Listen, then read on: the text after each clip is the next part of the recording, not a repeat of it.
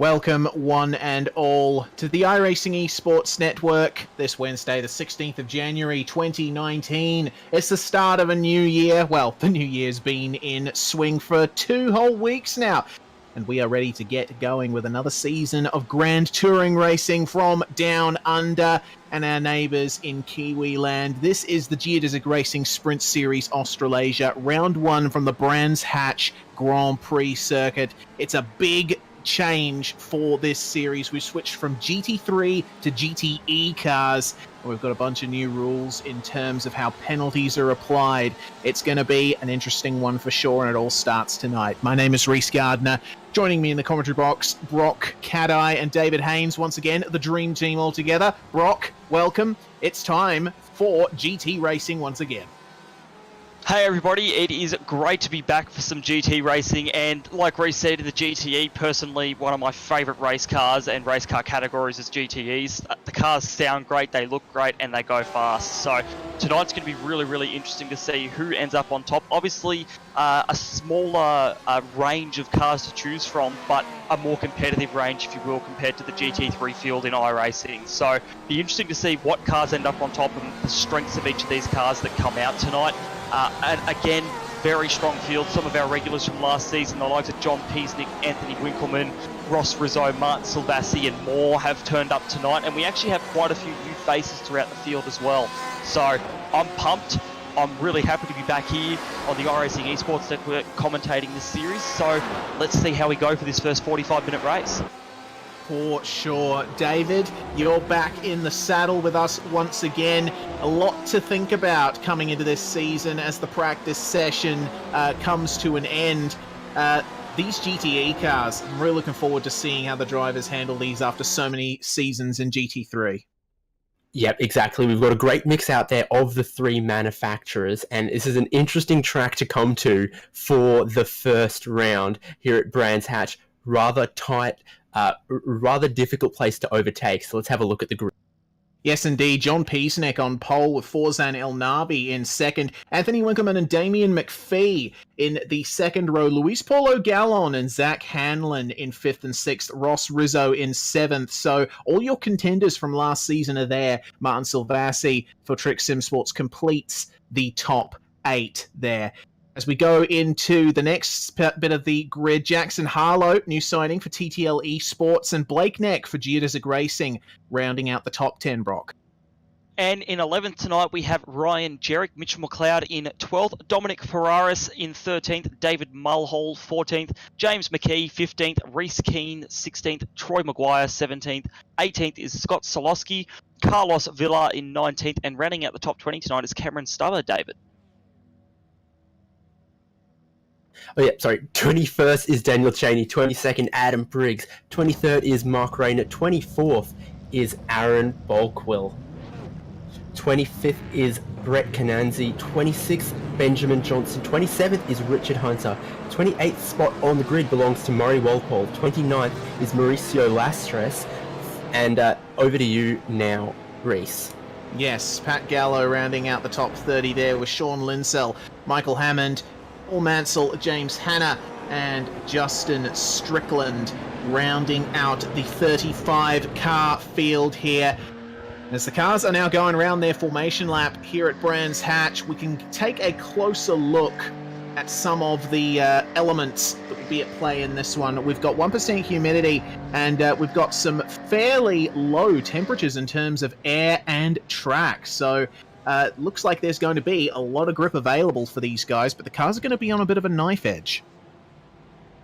Yeah, that's it. So these guys here, obviously, like you said earlier, the GT3 series that this was for 3 seasons has now turned into GTE to follow in iRacing's footsteps with their World Championships. So GTE is still a GT car, but quite a different one in its makeup. So quite a lot more downforce and less assists in this car. So it'll be interesting to see how they handle it. And again, Brands Hatch, like you said, on a knife edge, Brands Hatch is a track that does not give you much space to move. A lot of fast flowing corners and has been a Formula 1 track before. So not a lot of space to move for these guys. And these GTE cars are fairly wide as well. So be interesting to see how these guys handle these first few laps and how the passing goes as well. And we've just heard from our director that Martin Silvestri is actually starting from the pits. So someone who had been a contender is going to be starting right from the rear of the field and have a disadvantage right from the get-go.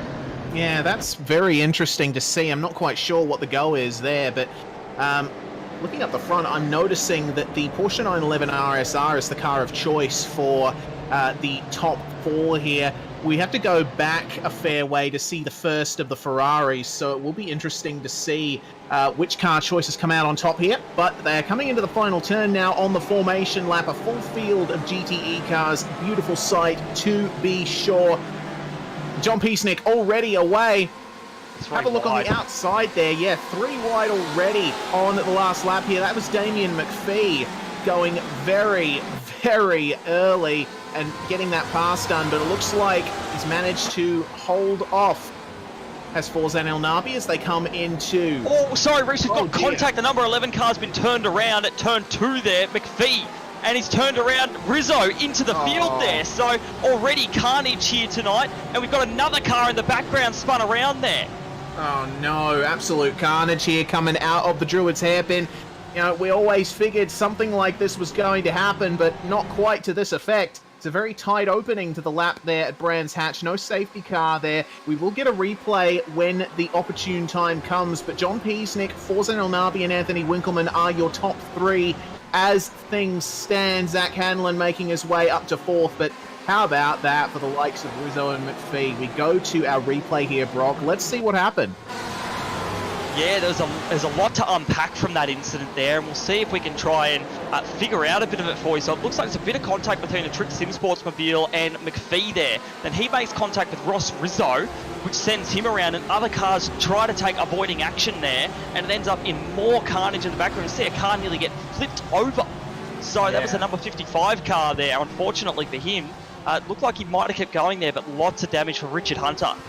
Yes, indeed. As we go back live now, John Piesnik continuing to lead from here. Anthony Winkleman in 3rd, and you could see from the replay, the drama started when he tagged Damien McPhee. So very tight there at Druids, turn 2. David, oh goodness me, Benjamin Johnson with a bit of a slide at Druids, and it's continuing to catch drivers out, David. Yeah, exactly. The first corner is really difficult here. Difficult to sight the apex, and then the track drops away a lot after the apex. So if someone gets a bad run through there, like some drivers did on the first lap, they ended up 3 wide coming into Druids, which is the hardest braking zone on the circuit and the tightest corner. So 3 wide into there will always end somewhat predictably. And one thing to touch on right here, we've changed from GT3 to GTE machines, but it hasn't taken away the dominance of Trick Sim Sports right up the top of this field. Certainly not. We are looking further back in the field at the moment. Jackson Harlow currently embroiled in a battle. Dominic Ferraris behind these two. Very close battle. Mitch McLeod, we ride on board with, looking back here at the Porsche.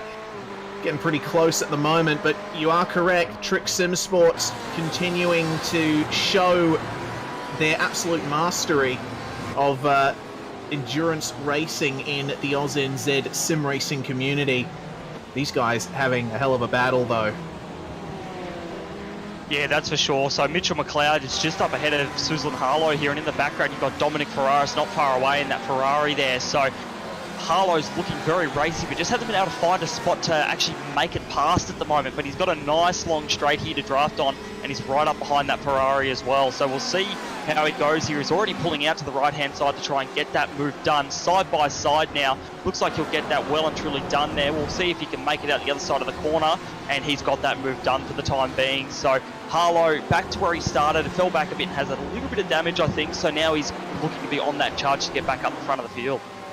Yes, indeed. We've got 41 minutes left in this event here. It's a 45-minute race. The drivers will have to make a pit stop. So it's business as usual in terms of race formats compared to last season. But as we continue to say, as we ride on board with Zach Hanlon, we're looking back at Luis Paulo Gallon there in the LP Racing Ford GT. But the drivers have to do a lot of testing, work out the fuel burns and the tyre wear of these cars, and try and rejig their strategies from that viewpoint, because they've had a lot of time to figure out what the GT3 cars are like in terms of how they tackle these event formats. But GTE, once again, an entirely new ballgame. And that's where this is going to get interesting. And sorry, we've just had Luis Polo Gallen throw it down the inside of Hanlon. That was a very late move, and it's actually shuffled Hanlon wide. And he's managed to get it just back on the track, but now behind him, we've got more drivers trying to get in on this action here. Damien McPhee going side by side and has now gotten that move done on Hanlon. So unfortunate for Hanlon, they're losing 2 spots, and now Luis Polo Gallen is through and continuing to chase down the rest of the pack. So Hanlon was struggling just a little bit in those last couple of laps, and Gallen was all over him, just decided to make that move stick right there and there, and Hanlon is dropping off even further into the clutches of Blake Neck behind. Yeah, it feels to me like Hanlon tried to hold on for that position for a bit too long, because you could see that Gallon was tracking out at the point that they made that pass, and Hanlon ended up getting forced off the track. That's what let McPhee through. So I'm not quite sure how Zach Hanlon is going to recover from this, because he's ending up facing off against another Ford, a Porsche, and yet another Ford behind him. So Hanlon in the wars, bit of a lock up into Druids. And the interesting thing is how these cars come up to, I guess how you could say, come up the temperature, and also the drivers as well. Obviously we've had a bit of an off season with the Christmas period, and now we're getting back into the thick of things with these racing series. So some drivers might be a little bit out of practice, and now's the time to get back in. As I'm just watching Hanlon, he had a bit of a moment coming through the same corner that pass got done on him by Gallon. So that car isn't looking very comfortable underneath him, and he is losing time out to Damien McPhee. So I don't know, it's just that Altus last season in the GT3s didn't quite have the formula right, and just wasn't quite working for them. And maybe their early car won't be good, but later on in the race it'll come back to them. Yeah, that's a good point you make. We'll have to keep an eye out for the Altus machines, because they've been competing in other series in GTE, the likes of Neo Endurance and all that, and they've managed to get themselves in with some very good positions, some very good results. So see what happens for them here. In the last round of Neo Endurance on the weekend, they did pick up the win in the GT category, did Altus Esports, but using the Porsche instead of the Ford. Yes, indeed. We're just going quickly to a replay. Just going to see what happened in the background. I'm not quite sure what happened here. Troy Maguire for CMR. Goodness me, that was a car going off just up ahead of him, and Maguire around. That's a bit dramatic through Sterling's. Just a little a spin there. Luckily no one else caught up in that, but yeah, not really helping his progress. He's already got a little bit of damage on that rear wing and on the rear of the car, so that's really not going to help him throughout the rest of this race. So unfortunate to see, but luckily no other cars caught up in it, so it's all green for the time being. Looking up further up the field, I'm noticing second and third have actually been quite close, and just as I say, Forzan El Nabi off the track. He managed to recover, but it's absolutely ruined his run, and it's leaving him open to an attack from his teammate.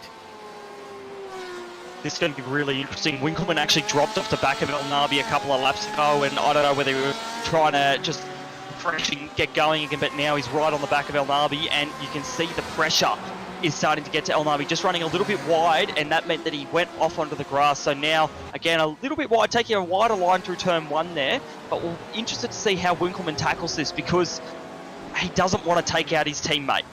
You never want to do that. That is a cardinal sin in sim racing and motorsport, in any form of sport really. Do not take out your teammate. So he's got to be careful here, and he has a little bit of damage on the front splitter of that Porsche, so that will be affecting probably handling, turn in, and also his straight line speed just a bit. Yeah, you can see that El Nabi's struggling slightly here, just going offline a bit. Winkleman going for the move as we just briefly took another look back in the field, but these Trick Sim Sports 911s really going at it at the moment. You can see El Nabi's looking just a bit more scrappy than Winkleman is. So I'm not quite sure what the Trick Boys want to do at this point. Right now, if they can not lose too much time to the likes of Luis Paulo Gallen, it may be worth just sticking mine astern and not bothering battling. But in saying that, Luis Paulo is becoming a bigger and bigger rocket ship in their mirrors, so they may have to do the team thing. If Winkelmann is showing more speed, El Nabi may have to let him by. So we'll keep an eye on this in the coming laps, because I don't think we're going to see any spectacular or crazy moves come out of the blue. But I think that we know Trick Sim Sports are the king of strategy. We've got a crash in the back of the field here. Who is that there? Mark Rayner has had a massive incident. That car is absolutely beat up at the moment. We're going to get a CPR parts instant replay on that one there and see exactly what's happened to him. Yeah, so Rayner just coming up through this section of the circuit. Oh, he just caught the grass, man. That's very easy to do, and quite a few cars involved. Oh, Mauricio Lastres right there. That was the car that ended up making contact with him. We're going to take another look here, Brock, from Lastres's point of view. Yeah, that's not going to be a hard one for him to avoid. He thought he was in the clear, and then Rayner got tagged, and Lastres had nowhere to go. So unfortunate for Lastres, and such an easy mistake to make on Mark Rayner's part, just to clip the grass and get on the accelerator and spin yourself. So yeah, that one is a mistake I'm sure every sim racer has made while doing practice laps around the circuit. Yes, indeed. Lumball with Blake Neck looking at Jackson Harlow, who's really monstering the back of the Geodesic Racing Ford there. This is quite the spicy battle. So Harlow has left the likes of Ferraris, Silovsky and McLeod behind and is really pressuring Neck. And oh my goodness, that's David Mulhall off the track, just out of that section coming to Sterling's, and Cameron Stubber off the circuit as well. What's going on in that section? It seems like everyone's finding a new way to exit the circuit there. Well, it's keeping us on our toes, isn't it? So we're going to have Cameron Stubber and David Mulhall on screen, and Cameron Stubber goes off and whacks the wall, and Mulhall has his own separate incident there as well. So that looks like two for the price of one, if you will, on the same corner as we saw that incident earlier with Rayner and Lastres. So, like you said, people are just finding new and creative ways to actually have incidents there. Yeah, well, David, it's a very easy part of the circuit to make a mistake, because this top part of the circuit, we're looking Harlow going through there now. It's a very high load, high pressure section of track, isn't it? Yeah, it's a blind apex, and as we see on board, fantastic shot here from Jackson Suzlin Harlow, that there's no runoff, there's no curbing on the exit. You're on the racetrack, and then immediately there's grass, and that grass will spin you around without doubt if you get your outside tyres on it. So I think the most difficult part about it is both that it's unsighted and that tracking out half a metre too far will put you in a lot of jeopardy. Certainly will. We've had quite a few drivers find that out so far tonight. But, oh no, we got it on for second and third. El Nabi, fallen back to third, actually ran off the track on the exit of Druids. So that's decided that fight between the Trick Sim Sports teammates. El Nabi seems a bit uncharacteristic of him at this stage to see mistakes like that. Yeah, El Nabi, we mentioned this in the GT3 era of this series, if you will. He's a hard charger and a hard racer and rarely makes big mistakes. So it's a bit something about that setup mustn't agree with his driving style, because he's just not quite got as good a handle as the likes of Winkelmann on that car. And Winkelmann, even with that damage on the front of his car, is looking a lot more stable through these corners, particularly through some of the fast stuff. El Nabi's just bouncing around a bit more. And something's happened to Zach Hanlon as well, we're just hearing now. So he's fallen back quite a ways through the field. Getting an instant replay of that now to try and figure out exactly what's going on there. So we've got him on screen now. All seems fine here, coming to the zone, and big skid through there. So has actually done a good job to catch that without causing an incident or getting in the way of anyone else, but unfortunately has curbed his progress in this race massively. Yeah, and through that, Jackson Suzlin Harlow has come through on Blake Neck as well, which I think is what Reese was about to say. Yes. Got a telepathic link there, David. Have a look at here. Pat Gallo back in the field. Martin Silvassi, remember, Silvassi qualified 8th, but he started from the pits. He's making his way back through this field. Could be going for a move here into turn 1. It's a difficult place to pass, but it can be done, because once you're on the outside through Paddock Hill, there's really nothing you can do. Yeah, that's it. It's the case of this track. There are a few cambered corners, and once, exactly like you said, once you're on the outside, it's all over Red Rover. So that's the good thing about Brands Hatch. It's quite hilly, got a lot of undulations, very interesting corners that make it quite a unique track on any racing calendar that it appears on. So yeah, really cool to see some of these different overtaking manoeuvres, and great to see some great battling in the back of the field here. Yes, indeed. Ryan Jerrick, we're currently following, and Silvassi continuing to pressure at the back of, I believe that's Paul Mansell in that Ferrari. And, oh no, Forzen El Nabi off the track once again. And in the wall! That is very bad there.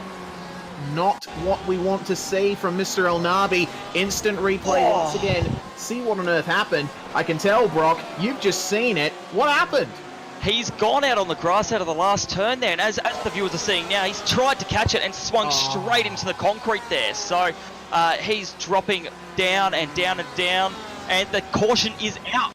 Caution is out, ladies and gentlemen. So Forzen El Nabi is still stuck there, now reversing, having gone down to 29th position in this field, and maybe even further. So that is not good for him and the progress that he was making with that in that Trick Sim Sports Porsche RSR. So, wow, that has just thrown the race on its head, and we are only 15 minutes in. Yeah, wow, that's certainly something that John Piesnik will not be happy to see, because he had an absolutely dominant lead over Anthony Winkelmann at the time. I'm sure he would have been happy if the race had just kept going. He'd have been able to eke out that gap a bit more, but this is where the rhythm gets thrown off for a lot of these drivers. This is where you have to basically reset. It's also an opportunity for drivers to get their pit stop done as well. That's it. So it'll be interesting to see who does their pit stops and who doesn't. So I think that right now the field is neutralised. You might as well come in unless you're really looking to get some gain out of getting further up the field. The likes of Martin Silvassi might leave it till later. But the odds of us having a safety car aren't amazing. So, we usually don't see them in this race. It usually stays pretty clean, and it's just El Nabi being stuck there on the track that led to this one. So I'll be interested to see who does the length of the pit stops, and whether Piesnik can jump out to that, well, like you said, that dominant lead that he had, that we've seen him do so many times before. Yes, indeed, but we gotta remember one of Piesnik's issues last season was the fact that once he had that rhythm thrown off, he had a lot of trouble recovering and getting back into it. We've noted that Piesnik's campaign was marred by quite a few incidents where he just made mistakes on his own. So we'll see if that's been mitigated with the switch to GTE, the switch to a new car, switch to possibly a car that's less difficult to drive compared to the other cars than Piesnik's old McLaren and Ford GT was. Interesting elements here, and a lot that we'll see play out over the season. It's a long season we've got here. Yeah, that's exactly it. We've got a lot of races, and it's hard to remember in the excitement of everything that's going on out on track that we are only at race one of quite a long season, and these guys, they have to come in week after week and be competitive and race hard. And like you said, with John Piesnik last season, his weakness was getting back into that rhythm. That's where we saw the likes of Luis Paulo Gallen and Ross Rizzo come back and get him. And there we go. Sorry, they're letting the lap cars past the safety car at the moment. So, yeah, I'll be interested to see how he goes in this GTE car, particularly because, as I mentioned earlier, these cars are fairly evenly matched. He's not in a Ford GT or McLaren, a difficult car as compared to others that we've got. Quite a few cars coming into the pit lane now, so Piesnik, Winkelmann, Gallon, looks like the whole field is coming in, so they're just going to get this pit cycle out of the way, and we'll see who comes out on top here, because if Winkelmann could jump Piesnik, who knows what that could do for his race. So we'll have to keep a close eye on these pit stops at the moment, and like you said, just about everybody has come into the pit lane at the moment. Piesnik away, Winkelmann away, so looks to me like things have been fairly usual in that, but Luis Paulo Gallon leapfrogging them, and oh my goodness, Damien McPhee just right off to the side and back into the garage. What happened to him? He's gone. He's disconnected from the server. Oh, He's hit the guardrail on the right-hand side of pit lane there. Oh no! As he's coming out because he's tried to avoid hitting another car, and he's whacked it, and it's probably ruined his car. Oh, of course, yes. Of course, it didn't help that that he had quite the queue near him. His steering was about 45 degrees left-hand down after that hit, so his car was ruined. That's a shame. Real shame there. So, 2 cars did not pit. That's Sean Linsell and James Hanna up the front of the field here. But they've got everyone else right behind them. Luis Paulo Gallon promoting himself to effective 3rd. Effective 4th is Jackson Harlow. Blake Neck up to 5th. And Ferraris and Solovsky up there as well. Zach Hanlon trying to recover as well. Yeah, Solowski actually made a few positions up in that pit cycle. He got past the likes of Hanlon and Rizzo and McLeod. So he was actually further back around the 14th or 15th area. So his pit stop actually went quite a bit better. In fact, he took the same amount of fuel as some of our leaders, while a couple of guys behind him actually took a little bit more fuel than that. So interesting strategy play by him there. And by the looks of it, it may get him out of that mid-pack and closer to the front where it's a little less crazy. Indeed. We'll have to see how he copes with that. The safety car will be in next time by. The lights will shut off on the top of that roof. So, the roof of the roof. Yes, that is very correct, Jay Kennedy, in our ears.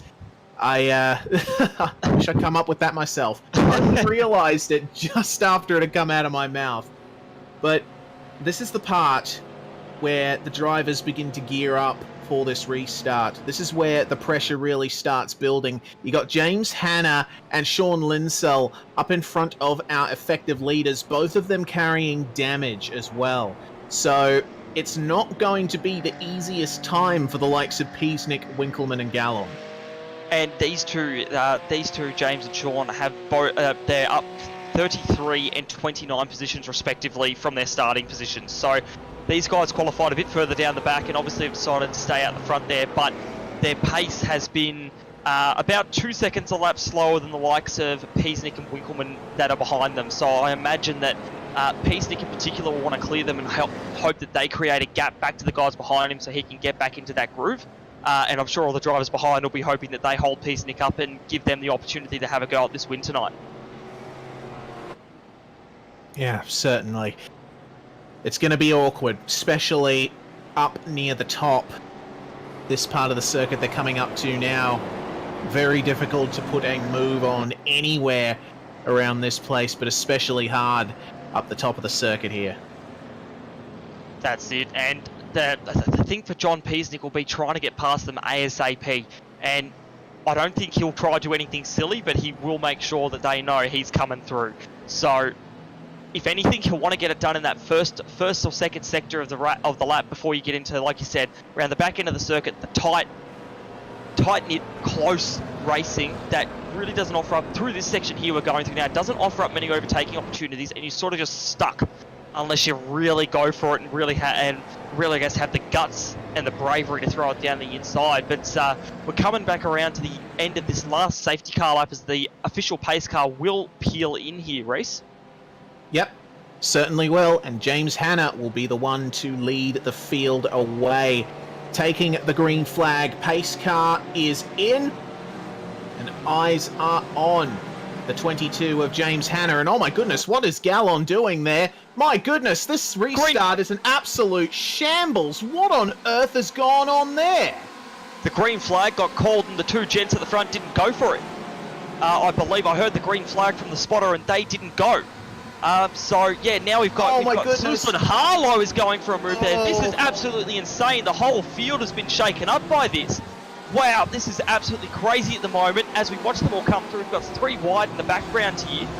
Oh my goodness gracious me, there's so much to watch here. If we look at Scott Solowski and Dominic Ferraris, they're battling it out here. Still 2 by 2 behind them. Oh, got a spinner! Gallon spun! Oh, big crash! Oh my goodness, half the field's going to get involved in this! Will the track be blocked?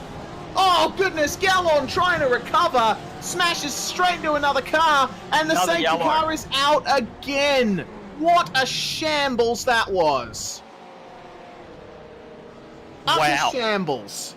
Wow, I don't know what happened on that restart, Reese and David, but someone wasn't watching, someone wasn't listening to their spotter, but I'm just going to go back and have a look at that because it looks like the green flag has been waved and the guys at the front there didn't actually go. So they're holding the field. The other guys behind have gone. Winkleman went, Gallon went, and Susan Harlow went as well, just as the green flag got called. So I don't know what was going on there, but whatever happened has caused this colossal pile-up that has led to quite a few cars in this field being damaged. And even before that, it was just an absolute shambles of racing as guys tried to sort themselves out. Yes, Allen spun by himself. We just saw that on the replay. I don't think there was any contact. I think he's had the whole pack behind him, and he's just come in too hot. And they say yellows breed yellows, you know, safety cars breed safety cars, and we've seen this. We didn't get half a lap of green flag racing before, unfortunately, we're going to have another safety car period. I especially feel for the likes of Justin Strickland. He was the car that Gallon went right into as he did a spin to recover.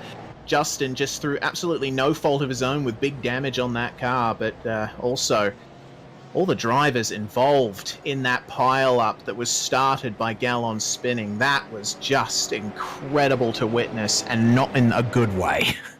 No, I guess that's one of those events you'd call, like you said, you call awesome, but definitely not in a positive way. That was probably, honestly, that was probably one of the biggest crashes we have seen in Sprint Series Australasia. That was just mega, and I've got a feel for Dominic Ferraris as well. He tried to take to the grass to get around Gallon, and to Gallon's credit, he got off the track, but an unsuspecting Dominic Ferraris smacked straight into him, trying to do the right thing and not hit him on the track. So, yeah, it all just went absolutely nutty once we got there, and yeah, cars flipping. Oh man, it's I'm amazed that not more of the field was ruined in that crash. Yeah, and in amongst all of that, we've had another retirement from Forzan El Nabi. So that's pretty significant. El Nabi's season not getting off to the start that he would have wanted at all, from his problems earlier on to ending up having to retire from this one. Gallon's still in the pits as well, so wondering if he will retire as well. Troy Maguire, you can tell he's already not had the best of events, but as he sits there stationary, got a feel for them. Linsell, one of the guys that was up the front, is going into the pits finally, and Hannah continuing to stay out. So I'm not quite sure what the deal is with Hannah. I mean, his compatriot up the front, Linsell, decided to go in there, but Hannah holding. And Hannah was the one that was at the front of the field that balked them all on the last restart. So I just hope that this restart, when that green flag waves, we're going racing, because that's what spread that field out so much and ended up in such a weird and messy restart, which we usually don't see in SSA. Usually it's a pretty clean and well raced restart. Yes, indeed. Of course, there's always going to be teething issues, it being the first round of a new season, but yeah, it was quite interesting to witness. I mean, these guys obviously have done plenty of restarts before, so it just boggles my mind how an incident like that managed to happen with guys that have had the experience that these guys have had. Yeah, that's it. I'm still not sure why the likes of why Hannah hasn't pitted in yet. I don't know what benefit there is for him being out the front. He's about a second, just over a second slower than most of our lead pack here. So I don't know if he'll actually be able to hold off most of these guys and probably will slip back a bit. And he's got a pit anyway. The field is compressed at the moment, and when he's got a pit for fuel, he's just going to lose more positions. So I'm not sure of the strategy benefit at the moment of staying out in front when he hasn't got the speed benefit either. Yeah, it perplexes me as well. Not sure what the logic of Hannah's strategy is, but we'll see. See if he dives in just before the safety car period ends. apparently we are hearing from race administrator for this round, Simon Mazzomo. Winkleman just got out of it before the line, so I don't think there's going to be any penalty for him going early. It looked like Gallon went early and a couple of other guys went in reaction to Gallon, and then the green flag went and our two leaders didn't go, and there was a bit of confusion in the field that should we go or shouldn't we go. Peacenik stuck behind the leaders to make sure that obviously no black flags were levelled against him. That would be a horrible start to his championship. But yeah, just honestly a little bit confused with that whole restart situation. Yes, indeed. Well, it will be one to review for later. We still have quite a bit of time in this race left to go. Actually, I tell a lie, not much time at all. We've got just over 15 minutes left. These caution periods have really drawn out the pace, so these guys are not covering anywhere near as much distance as they probably thought they would. Yeah, that's exactly it. It's that they're cruising around here at the moment. It's more like a Sunday drive than a proper 45-minute GTE race. So not quite what we were expecting for our first round. But before the caution came out, we're actually seeing some really awesome racing going on and some great competition, which is what we come here to see with SSA. And these guys really know what they're doing. These GTEs, other than those couple of incidents we've had, have actually shown that they're great for racing, and the differences between the cars have been balanced really nicely through iRacing's balanced performance. They certainly have. I mean, you've got the Porsche 911 RSR, the Ford GT, and the Ferrari 488.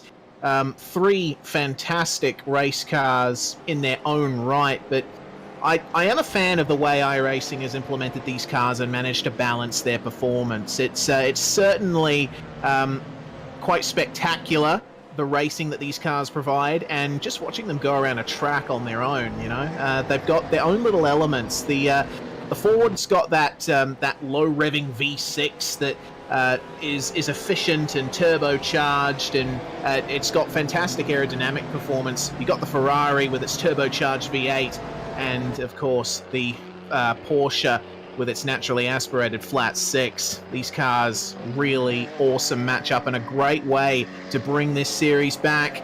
We're coming to the end of this caution period now. Safety car in. We will see when James Hanna will go. A lot more orderly this time around as the green flag flies, and we've already got Zach Hanlon pulling out to try and put an outside move here. So here we go. Coming into turn one, Hanna maintaining the lead here from John Peasnick, but we'll see how long it takes for these guys to draw up to the back. Hanlon still trying to put moves at the moment. That's looking quite interesting there, just in the background of the shot. We've got a car in the fence, sorry, Reese. I'm just trying to find out who that is. It is David Mulhall at turn one. He's gone around the outside there of one of the Redback racing cars, and they've made a little bit of contact, and it's just spun him right around, and then he's copped a massive hit there from another driver who I'm just trying to find out. Oh, it's on for the effective lead. My goodness, James Hanna has got a front row seat if he looks in his rearview mirror to this action.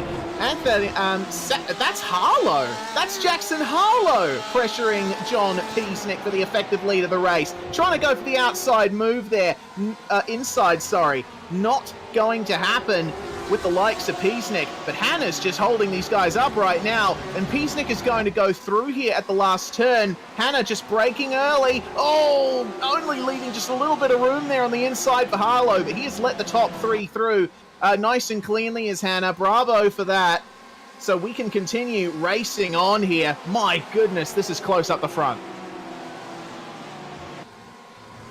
Rizzo has worked his way up to 7th as well after a couple of issues earlier on in this race and being involved in an incident. So that is a great effort from him. But we'll keep focusing on this lead battle here between Peasnick, Susan Harlow and Winkleman. So Peasnick has got a little bit of a gap here, but Susan Harlow is definitely not out of trouble with Winkleman right behind. So this is going to be a real good battle as we've only got 11.5 minutes left in this race. And it looks like we're just going to have an all-out sprint to the end to try and take these top three positions. Well, it's not called Sprint Series Australasia for nothing, eh? This is fantastic, this battle here up at the top.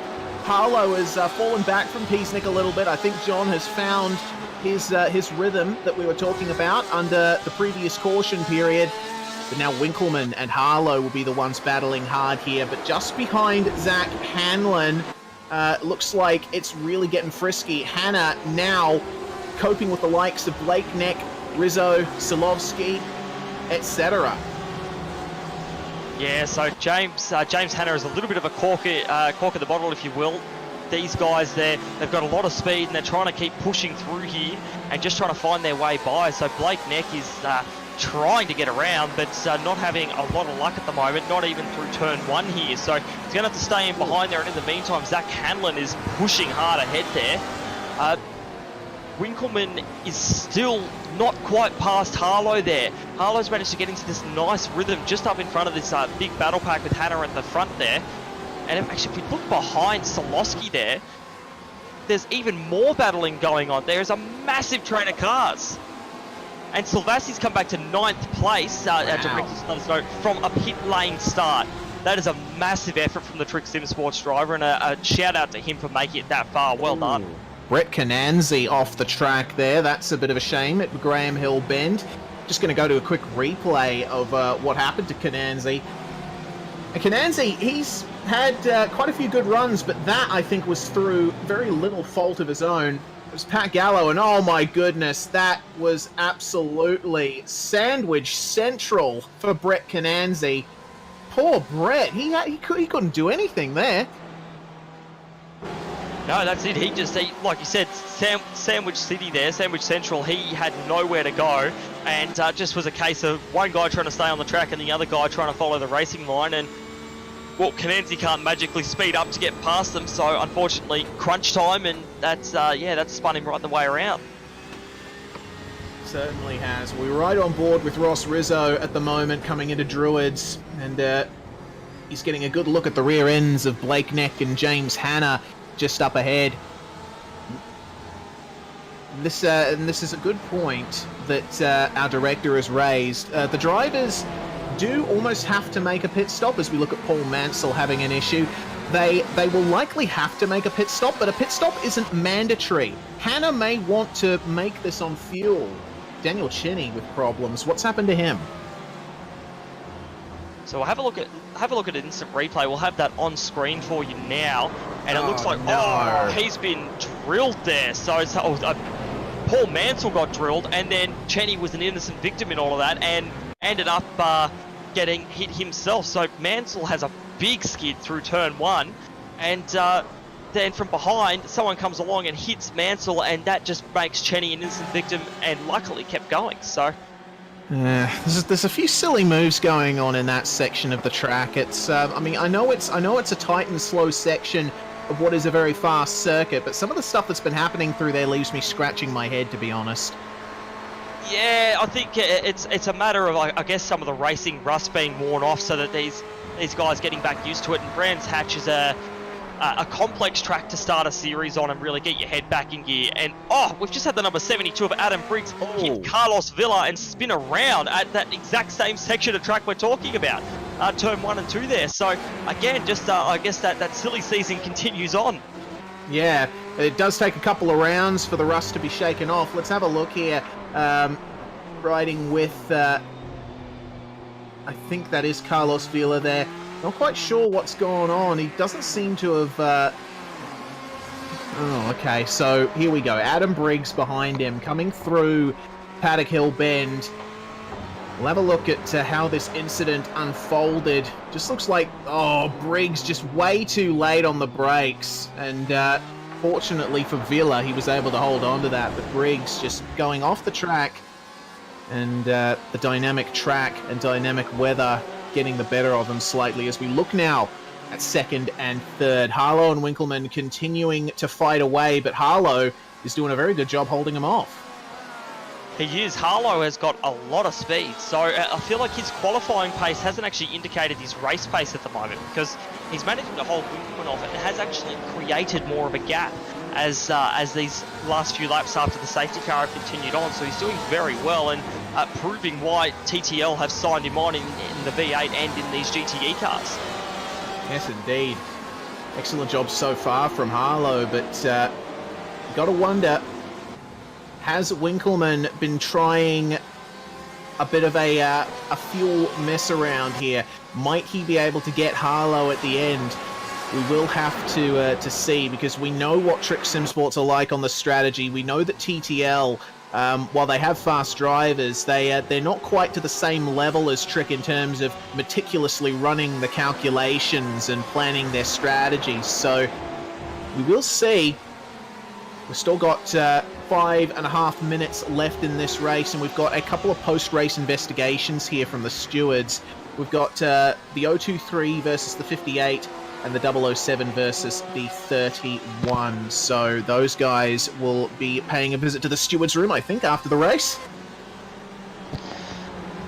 Oh no. James McKee for JM Motorsports off there. That's obviously one of the things that you've got to think about at Brands Hatch. We did touch upon it earlier, David.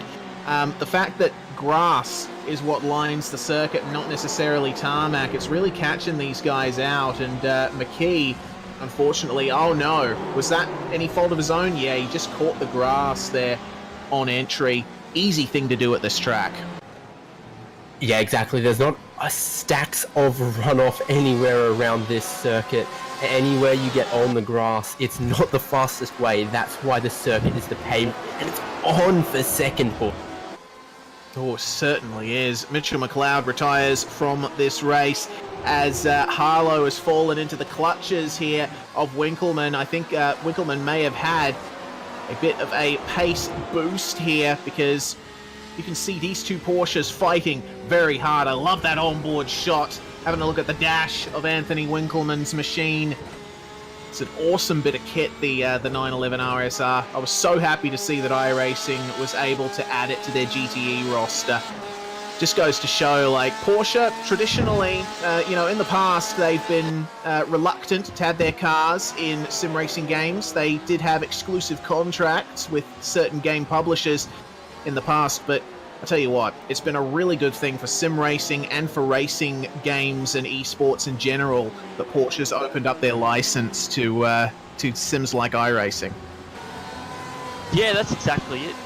And we've got James Hanna has come into the pits now. After all that, the fuel wasn't going to last those last few laps. So unfortunate to see him. He tried to play that strategy, but just not going to work too well.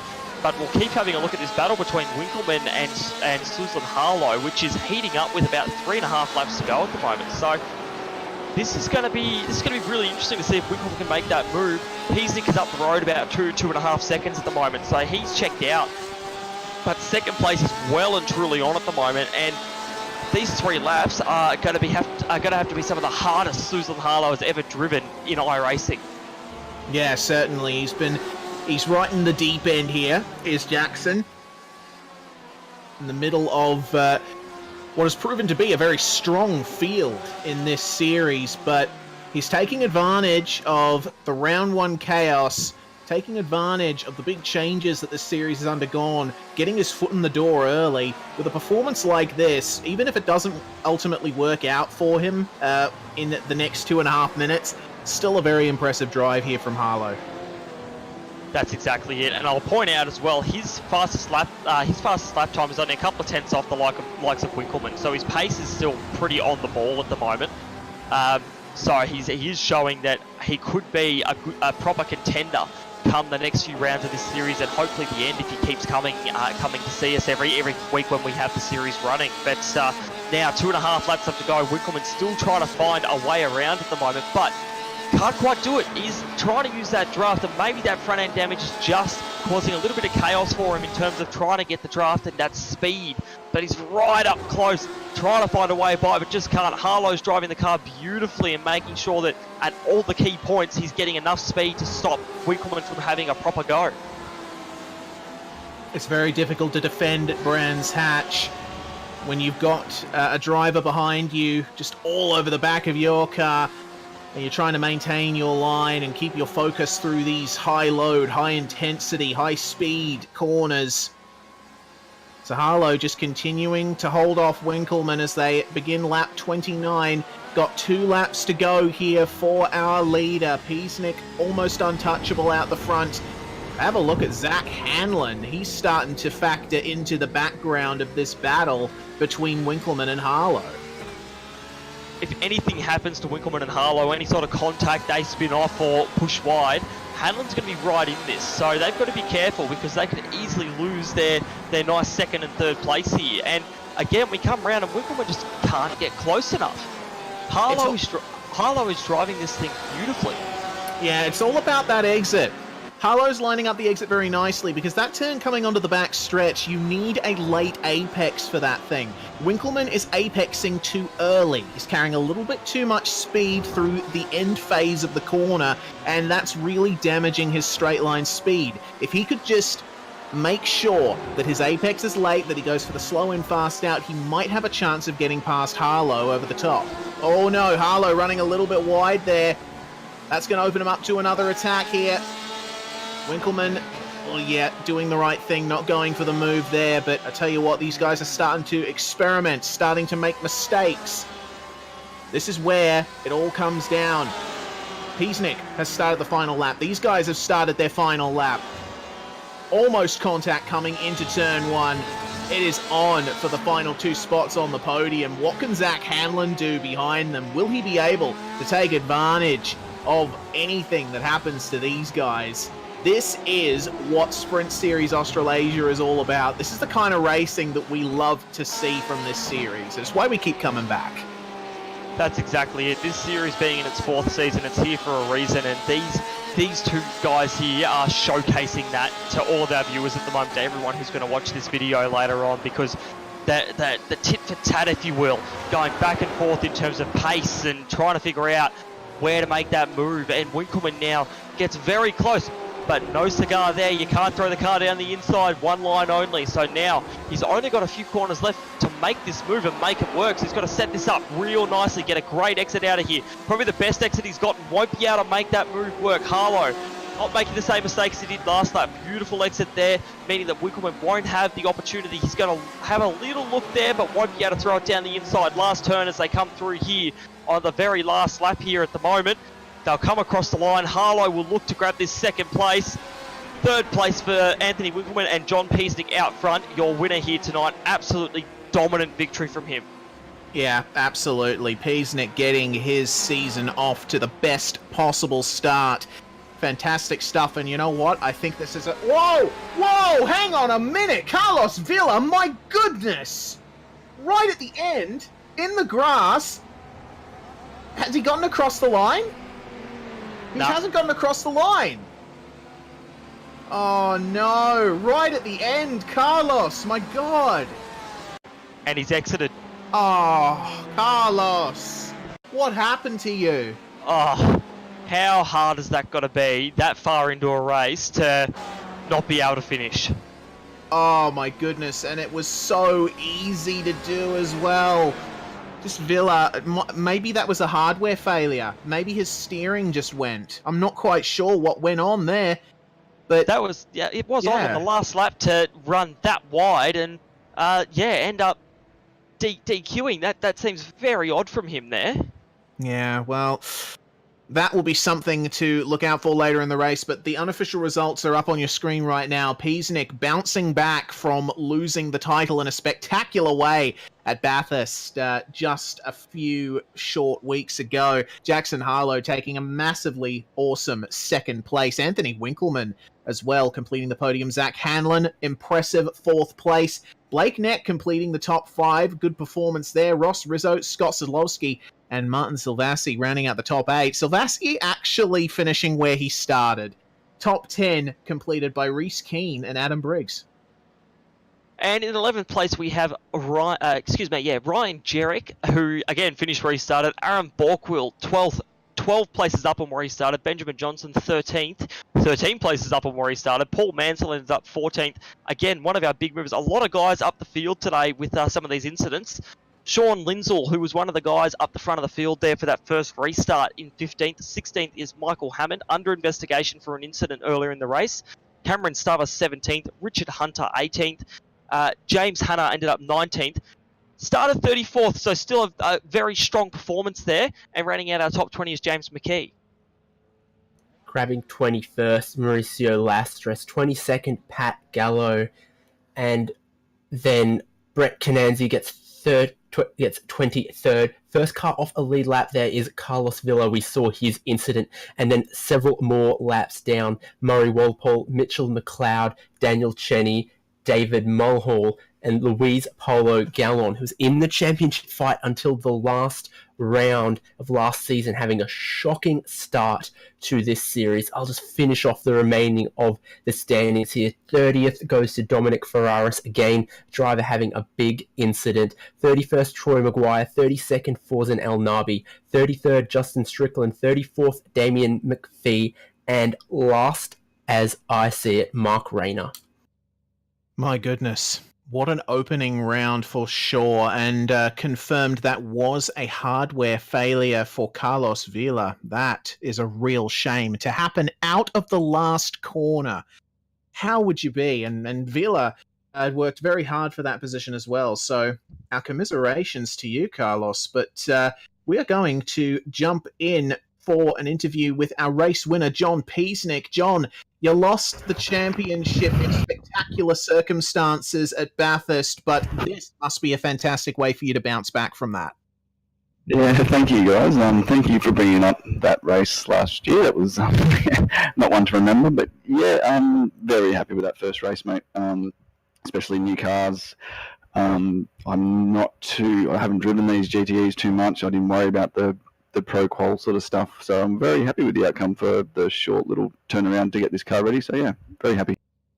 So the Porsche is finding itself suited to you? Yeah, I actually was going to drive the Ford, but there's very silly reasons why I'm driving the Porsche. It's purely down to enjoyment and just sound value. I do prefer the Ford, but it's just got no sound and it's not really enjoyable. So I just went with the Porsche and just stuck with it, and it's still producing very good lap times. So I'm pretty happy with it. Well, that's a fair enough reason. The Porsche, I don't think many people will disagree with you that it's the best sounding engine out of all the GTEs. But yeah, it's certainly turned out to be a good choice for you. You seem very comfortable up there in the lead. Was it just a case of running your numbers and making sure that you come home in first? Yeah, to be honest, I was a little bit surprised with the pace that the car had. And yeah, like obviously I didn't want the safety car to come out, as I had a nice little buffer there and could sort of just maintain and just keep pumping out the laps. But there's a couple little moments there when we had some slower cars in front with the restarts and just trying to sort of, hold my position from behind. So those little moments were a little bit hairy, but once that got all settled, it was just, get back into the rhythm and just the car seemed to do what it was told all the time. So it was pretty good. Well, it's definitely the best possible start to this current season that you could possibly have, John. And it looks to me like your championship from this point onward, it's looking pretty good if this is the kind of pace that you could maintain. Well, I'll do my best. Again, now it's going every week. Time-wise is going to be a little bit harder again, but I will try and turn up every week and get a good result, especially with that first one done. It'll sort of make me want to turn up and keep going. So I'll try and find the time as much as I can, and hopefully, the results keep coming. It's got to be a little bit more consistent, and it should hopefully pan out pretty well. Well, before we let you go, John, anyone you'd like to give a shout out to? Yeah, I'd just say a big thanks to Frex and SimLab. Obviously, I've had a fair few sim-related hardware issues, and they've come on board and really helped me out. And and first race as JPR, and I'm pretty happy. So yeah, thank you, boys. John Peasnick there, your race winner for round one. We're going to go now to our second place finisher. My apologies, I accidentally just brought John back in there. I can Discord. Excellent stuff. We do have our second place driver in here now. Jackson Suzlin Harlow, second on debut in this series. How does that feel? Yeah, it was really good. I tried having a go at John, but he did really well to hold me off. He drove awesome. Same with Anthony. There was a couple of little issues on the restart that were pretty scary, but it was really fun. What was your perspective on that restart? I was just waiting for the green, and then everyone went, and then everyone slammed the brakes on, so I just went and I gained 3 spots, so I thought it was pretty good. Yeah, he obviously came out one of the best out of that, but yeah, goodness me, second place. Definitely a good result to come away from, especially with your new team situation. Yeah, it's really good. Like, I've been having a couple of struggles lately in a couple of races, so it was good just to get a podium in this, and yeah, hopefully I can do the whole series. Yes, indeed. It would be interesting to see what you can do from here. The Porsche obviously doing you well. Yeah, I don't know about a couple of tracks like Monza and that, if they're going to be as good as the Ford, but I went with it tonight thinking it would probably be the best car for me, so yeah, it worked all right tonight. Well, congratulations on your second place, Jackson. And before we let you go, anyone you'd like to thank? Yeah, just thank TTL Esports, and yeah, thank you. Lynn Harlow there, your second place finisher. We're going to go to third now. Anthony Winkleman, welcome back to the commentary booth. Anthony, certainly a good result for you, but it wasn't without its dramas. Yeah, it was definitely an interesting race. That one had a bit of everything in it, but yeah, it was a hard-fought race to the end, it was really good, really entertaining, and real fun. What was your perspective of the incident between yourself and I believe it was McPhee at the start? I know that there were a couple of cars involved in that. Just take us through that incident coming into Druids. Don't know, man. It was sort of obviously turn one, everyone's fighting for the spot, but he come across and realised there wasn't room, so he opened back up again, and I got it in there under brakes. I was on the curb, I couldn't go any further in, and yeah, I don't know what happened to him after that. I got a 0x. I'm presuming I got hit at some point. But yeah, I was in there as far as I know. Didn't hit him under brakes. I was definitely mid corner if it was a hit, because that's when the 0x popped up. But yeah, it was pretty close, man. Yeah, certainly was. Well, coming through the rest of the race, El Nabi, your teammate, having his issues. That was certainly not the start to the season overall that Trick would have wanted, especially considering Martin Silvassi starting from the pits as well. So it was a bit of a mixed bag for you guys. Yeah, Marty, poor thing, got caught out with a really short the grid countdown. Got caught out a bit there, and I almost did as well, to be honest. But then yeah, Forzan had great pace. And it was really good. You know, a couple of times, like, we were really close, obviously, for most of the time he was there. He made a slip up, I got past him, and then I think he may have cooked his tyres at some point, and then yeah, caught the grass, and that was it. Well, unfortunate, but nonetheless, you guys have definitely shown that that you got what it takes to be fighting for this series title once again. The Porsche being the one that you guys went with. What were your reasons for going with the Porsche? I think it came down. The BOP is so close. Just came down to driver personal preference. Like, we literally chose the car pretty much yesterday, the day before race day. So it wouldn't have a great deal of time to get the car sorted, but enough to understand it and to be competitive, obviously. And yeah, it was just a good fun car to drive, and given the fact that it is so close, we wanted to try something different, bit of a difference balanced car, because we did run the endurance series last series in the Ferrari, so to have a bit of a change up was always refreshing. It certainly is. Well, we'll see how you guys go from Monza onwards. Before we let you go, Anthony, any shout outs? Just a shout out to Trick Custom Fabrications, all the boys at Trink Slip Sports. Great result considering the eventful night we had. Unlucky to Forzy, and Night Rider Designs. Anthony Winkleman there, your third place finisher. For our final driver interview of the night, we're going to catch up with the guy that our hearts definitely go out to right at the end, Carlos Vila. It all went wrong for you. Yeah, just a mixture of a lot of concentration and kind of making sure everything was where it needed to be in the time and scoring sheet, and you clip the grass a little bit here, and it will punish you hard. So just a lack for concentration. Terrible thing to happen at the end, but we'll move on from it. Yeah, you certainly will. Geodesic Racing's got a few drivers here in this one, and in combination with the series title sponsorship, you guys definitely have what it takes to be contenders. But the field is very, very strong here. Yeah, of course. There's the pro qualifiers this week, so all the pro participants are obviously using all these types of series to do kind of mini tests and stuff. So this series has always been extremely competitive, even when it was in GT3. So one of the reasons why we were so attracted to it as a title sponsor. So yes, indeed. Well, looking forward to the rest of the season here.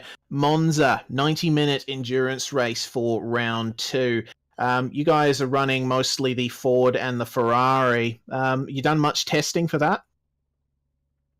yes, and we obviously have a good set of notes from the pro qualifier a couple weeks ago. So we'll be ready for that. It's gonna be a really interesting race, and 90 minutes is definitely going to play a little bit more into the strategy part with the fuel and everything. So it'll be really, really interesting and fun. Well, hopefully you do get a better result there than you did here, Carlos. Before we let you go, any shout-outs? Yeah, absolutely. All the Geo guys who worked so hard for the past couple of years. Obviously, I'm not sure you guys heard the news with our brand new sponsor, Alpinestars, coming on board and really pushing and opening a massive door for not just our team, but the entire sim racing community. It's a long-term, multiple-tier type of sponsorship, so a lot of people are going to benefit from this in the long term. So be on the lookout for that.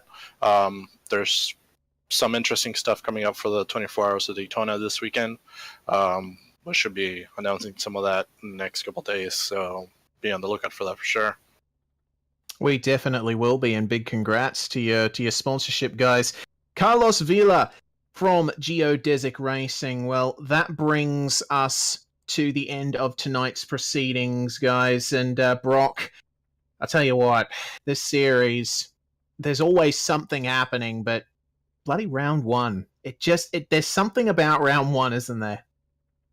Yeah, that's it. Something is always happening in this series, and we've seen some great racing. But I think round 1 is a bit cursed with these, with the Geodesic Racing series, and the Porsche Super Cup as well had some pretty nasty things happen when we were airing that. So, yeah, we always say we hope the racing gets better, and it always does. So I'm confident that what we're going to see is better racing and less crashing in the coming rounds and as the season goes on. But I guess it kept us entertained, and there was a lot of action to keep up with. So when we weren't on the safety car, there was either battling or crashing. So it certainly kept me sitting up in my chair and wide-eyed and bushy-tailed.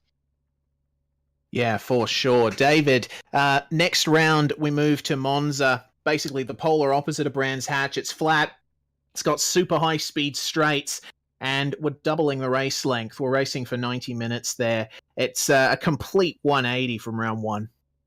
Yeah, it's another very famous European circuit that's great for these kind of cars. The speeds will be a lot higher, but I think the racing is still going to be good.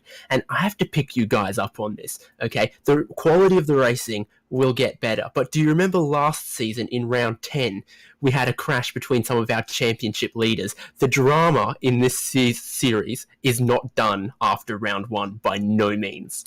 Oh yeah, you're 100% correct there. There's going to be something to talk about from every round, I'd gather, especially considering what we've seen from this series in the past. So there's a lot to look out for here. If you've enjoyed this round of the Geodesic Racing Sprint Series Australasia, be sure to follow us on the socials, both on the iRacing Esports Network and over at SimSpeed TV.